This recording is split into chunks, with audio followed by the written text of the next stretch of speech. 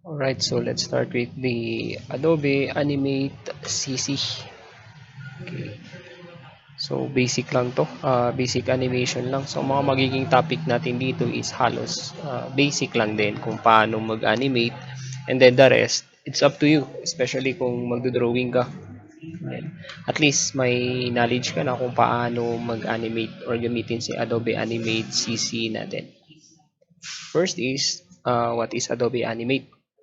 So, Adobe Animate, formerly known as an Adobe Flash, is a multimedia authoring and computer animation program. Animate can be used to design a vector graphics and animation, and publish the same for television program, online video, website, web application, rich internet application, and video game. So, dito sa part na to, ito yung old, pag narinig mo yung Adobe Flash, ito na siya ngayon, nag-evolve na siya. Ito kasi yung pinakakilala, Adobe Flash. Siya yung ginagamit sa mga browser, creating ng games using HTML5. Now, inalis na nila, ginawa na nilang Adobe Animate CC.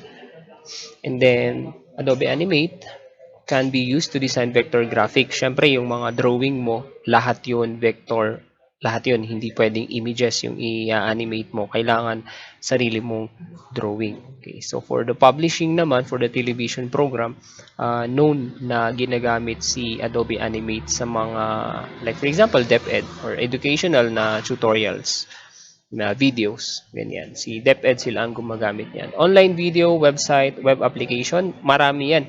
Kung familiar ka dun sa games ng mga bata, ganito. Y6, ang alam kong name. Y8 ata.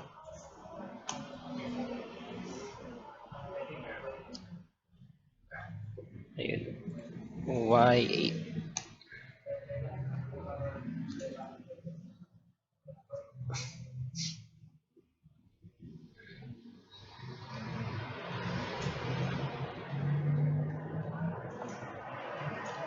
Andito siya. So, ang ginamit nila dito is Adobe Animate CC, itong mga games na to. No? Pwede mong laruin diretso dito sa web browsers mo.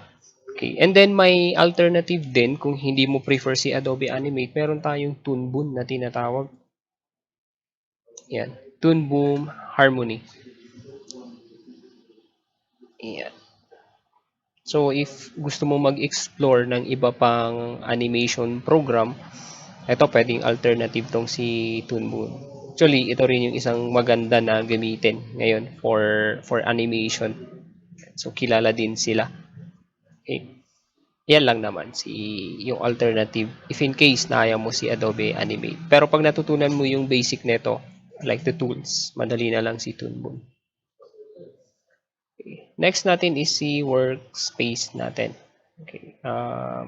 Wait lang, paano ko ba i-rotate to? Ito. Yan, rotate natin. Tapos, so yung manual natin, i-upload ko na lang dun sa Google Classroom natin para may access ka din. Ayan. So, first, ito yung pag inopen natin, ganito yung interface natin. So, we have the toolbar. These tools are used to create, manipulate, and navigate the workspace. Itong color red na to. Yan yung sa tools natin. Later on, makikita natin yan pag binuksan na natin si Adobe Animate natin. And then we have the timeline. So these were all you will edit your media in keyframes. This timeline consists of the frame and there are 24 frame in 1 second. So this one, ito ang tinutukoy niya. Itong green naman. So this will be your timeline kasi ang Adobe Flash Animate, they're using timeline. Magiging familiar ka dyan lalo din sa video editing. So since, I don't know if you take the Photoshop na course, halos pare-pareho sila ng tools and function. So medyo madadalian ka lang dito, especially the shortcut keys. And then next one is we have the layer panel. So this is where you will arrange your media and choose which display first. You can add, hide, delete, and lock the layer here. So in Photoshop, same din yung sa layering natin. Okay, video editing, may layering pero kay timeline siya diretso. Hindi siya ganito na layering, kundi parang ipapatong mo lang yung files para mag-layer siya. Yun yung isang nakikita kong disadvantage kay Premiere Pro. Pero overall, the best ang Premiere Pro sa video editing. And then next one, we have the canvas. This one. Yan. Ito yung tinatawag natin na canvas or stage na tinatawag. So this is where you will draw, manipulate, and view your animation. Dito ka mag-drawing. And then we have the properties panel. This purple here. So you can customize which panel are displayed here. We recommend properties such as color and brush library here. Kasi pwede mo namang i-customize itong mga to. And then next one, we have the timeline tools dito sa baba. Sa updated version, nasa taas siya. Sa timeline tools natin. Okay?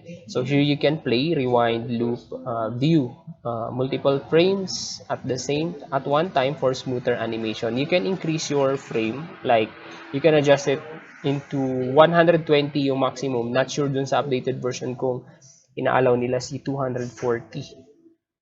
Makikita mo na din yan pag in-open natin siya. Okay. Now, next topic natin is setting up. No? So, yun yung magiging next topic natin.